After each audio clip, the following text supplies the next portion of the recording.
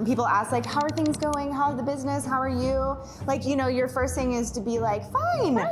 But then we're like, no.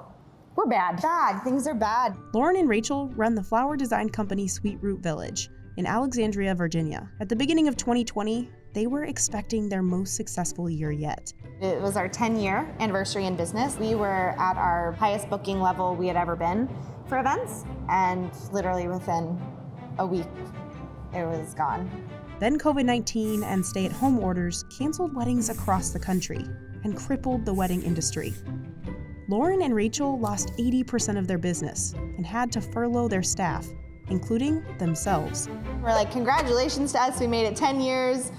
Unemployment. Unemployed from our own business. File from unemployment. This is our warehouse/studio workspace, and we produce all of the flowers for weddings and events out of. In a typical year, they work upwards of 100 events. Some weekends we're employing like up to 100 people. We pull in big teams of people to work 2, 3, 4, 5 events on any given Saturday. But when COVID-19 was named a pandemic, their weekly event count dropped to 0. Literally within the span of 2 days, mid-March, I think all of our events canceled. We just had a cooler full of flowers. We could not stop the shipments. I think once we started seeing our fall events dropping off the calendar, we had to have a really intense week or two of self-reflection and looking at the numbers. We realized like, okay, even if this is gonna be really hard and this could take us years to dig out of this, couldn't see ourselves doing anything else. This is worth fighting for.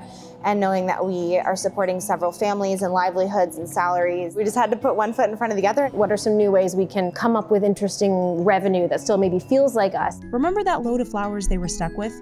The pair decided to run a drive-through flower sale. We just set it up as a drive-through and we blasted it all over social media and had an amazing turnout. People drove up and they popped their trunks. We came with gloves and everything and put the flowers in their trunk. We had a goal, I think, we were like, well, let's see if we sell this many arrangements, maybe we make like $1,500 and donate that. I think over 2 days, how much did we raise? Around $13,000? $13,000. Which was amazing. But Lauren and Rachel still had months of canceled events and a business to keep afloat.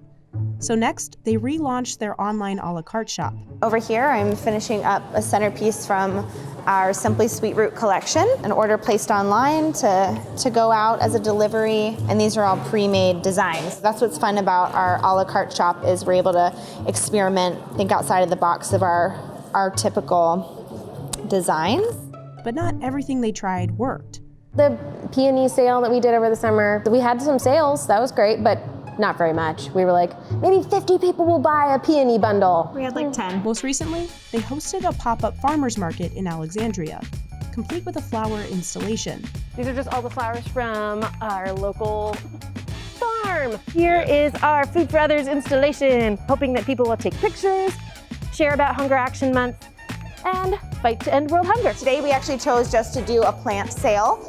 And so we have lots of plants, various candles, pots people can pair with. Local artists, ceramicists, bakers, and fellow florists also sold their products from socially distant booths. We invited pretty much just everyone we know. It's a thing to go to right now when we're not able to go to a lot of places. I got some dried flowers. Something we probably would love to do ordinarily, but have never really had the time for it. Suddenly we have the time for it. We wanted to make it happen. The team has also started hosting floral arrangement classes and making bouquets for micro weddings. Over here, we're working on some centerpieces for a wedding, more classic white and green, but hints of blue and blush. So that's really pretty. Use a mirror so I can kind of see what it looks like to someone viewing. Despite all these efforts, Sweet Root Village is still facing huge losses. We are still at an 80% revenue deficit and don't expect to recoup much of that. Luckily for Lauren and Rachel, 96% of couples are planning on postponing, not canceling their weddings. We're hopeful that our spring season can move forward as planned, but we're just kind of taking it one day at a time. We've scaled our business to be the size we are now, stay small to weather the storm. That's my advice. Considering ways that you can foolproof yourself, diversifying is great.